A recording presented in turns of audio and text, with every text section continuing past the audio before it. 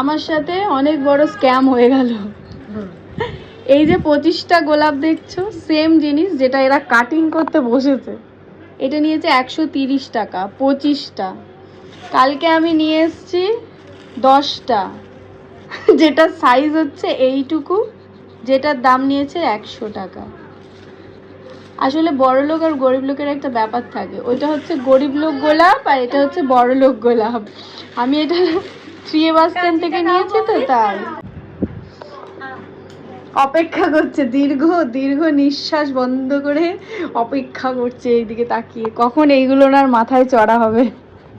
এই বড় লোক আর গরিব লোক গোলাপ মিক্স হয়ে যাবে এই মডেলের মাথায়, তাই তো?